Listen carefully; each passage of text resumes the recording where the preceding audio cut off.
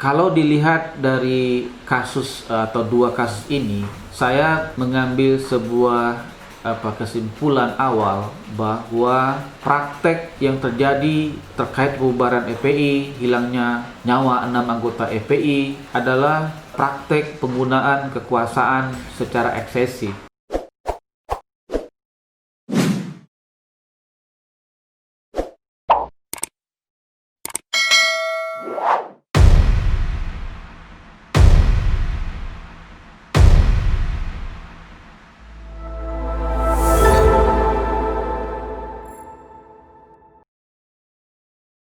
Assalamualaikum warahmatullahi wabarakatuh. Selamat malam Sobat RH semuanya. Alhamdulillah bisa berjumpa dengan Sobat RH semuanya. Dalam kesempatan ini izinkan saya memberikan pandangan saya terhadap kasus pembubaran FPI. Sebenarnya di samping kasus pembubaran FPI ini, kasus sebelumnya itu juga sangat terkait, yaitu hilangnya 6 nyawa anggota FPI di tangan aparat kepolisian. Jadi izinkan saya untuk membahas ini secara bersamaan. Sobat RH sekalian, kalau dilihat dari kasus atau dua kasus ini, saya mengambil sebuah kesimpulan awal bahwa praktek yang terjadi terkait pembubaran FPI, hilangnya nyawa 6 anggota FPI adalah praktek penggunaan kekuasaan secara eksesif. Dan penggunaan kekuasaan yang bersifat eksesif sebenarnya dalam kajian ketatanegaraan itu adalah praktek yang harus dihindari di sebuah negara yang mengaku menganut prinsip negara demokrasi konstitusional. Prinsip negara demokrasi konstitusional itu adalah prinsip konstitusionalisme, di mana prinsip ini mengatakan tidak ada satupun organ negara yang boleh memiliki kekuasaan yang absolut dan digunakan secara eksesif.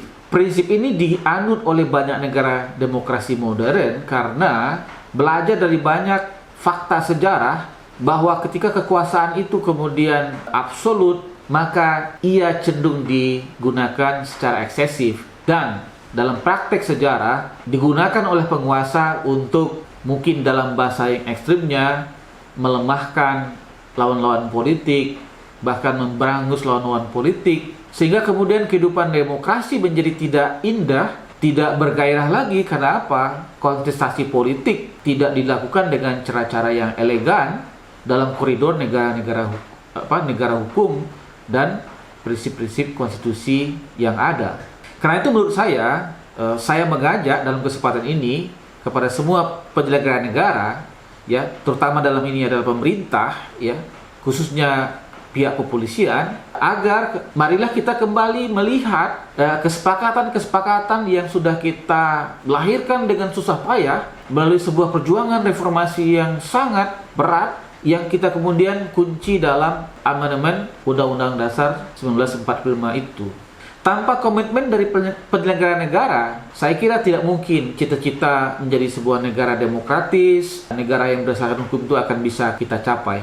Sobat RH yang berbahagia, ada faktor lain yang perlu digarisbawahi terkait kasus Ormas FPI ini. Dalam sebuah negara hukum, ada hak-hak warga negara yang harus dijamin. Sebuah negara tidak bisa dikatakan sebagai sebuah negara hukum jika hak-hak dasar ini tidak diberikan jaminan yang pasti. Yang pertama adalah hak hidup warga negara. Karena itu dalam sebuah negara demokrasi yang berdasarkan hukum, maka perangkat-perangkat hukum itu dibangun supaya memberikan jaminan hak hidup warga negara dengan baik. Karena itu dalam banyak konstitusi itu yang dijamin kemudian tidak hanya hak hidup itu nyawa manusia itu sendiri, tapi juga hak-hak lain yang kemudian membuat bagaimana hidup manusia itu bisa hidup dengan baik sebagai seorang manusia. Karena bisa juga manusia itu hidup tapi hak-haknya tidak diberikan. Hidup tapi dia tidak punya makanan yang cukup. Hidup tapi dia tidak bisa mengakses fasilitas kesehatan dengan baik.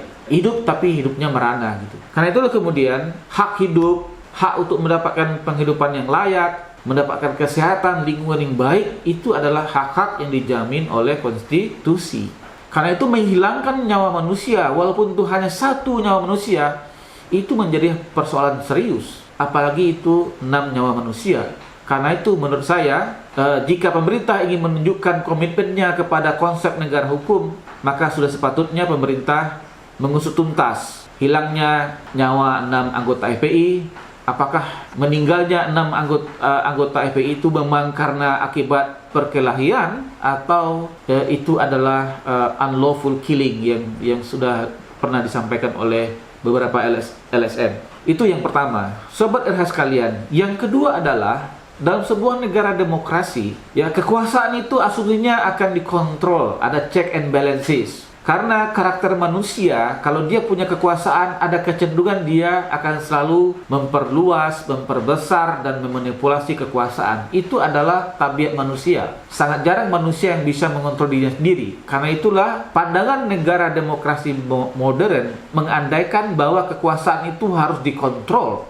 Maka kemudian lahirlah konsep check and balances. Jadi tidak ada kekuasaan yang murni berjalan sendiri, dia harus di check and balances. Dalam sebuah sistem check and balances itu dilakukan oleh oposisi. Tetapi secara kehidupan bernegara, oposisi itu kadang-kadang bisa juga dilakukan oleh kelompok masyarakat atau individu warga negara. Oleh karena itulah, Sobat RH sekalian, jaminan kebebasan berekspresi atau freedom of expression, jaminan warga negara untuk berserikat, berkumpul, mengeluarkan pendapat, itu dinyatakan dengan tegas di dalam konstitusi. Kalau hari-hari ini kita lihat kemudian kelompok oposisi ya mengalami tekanan yang luar biasa, ya kriminalisasi, dipersulit dalam menyampaikan pendapatnya, bahkan ormas seperti FPI dibubarkan oleh negara tanpa sebuah proses hukum yang adil. Maka menurut saya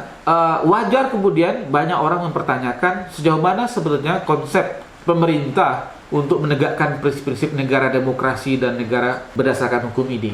Jadi dalam kesempatan ini, izinkan saya mengajak para penyelenggara negara, Bapak Presiden, dan para pembantunya, anggota DPR, polisi, tentara, dan sebagainya, termasuk juga semua warga negara, kalau kita ingin kemudian tetap pada koridor konstitusi negara Indonesia yang sudah diatur oleh Undang-Undang Dasar 1945, maka sudah sepatutnya kita kembali kepada koridor ini. Tanpa komitmen dari para penyelenggara negara dan warga negara untuk menggunakan koridor konstitusi ini, negara kita dalam pertaruhan yang sangat serius. Saya kira tidak ada di antara kita yang bercita-cita untuk menghancurkan negara ini. Kalau hari ini ada warga negara seperti saya menyampaikan kritik kepada pemerintah, tujuannya adalah untuk sama-sama menjaga negara ini agar cita-cita reformasi yang sudah diperjuangkan oleh para pejuang reformasi tidak hanya sekedar menjadi mimpi. Saya kira demikian pandangan saya terkait kasus pembubaran FPI dan hilangnya 6 anggota FPI. Assalamualaikum warahmatullahi wabarakatuh.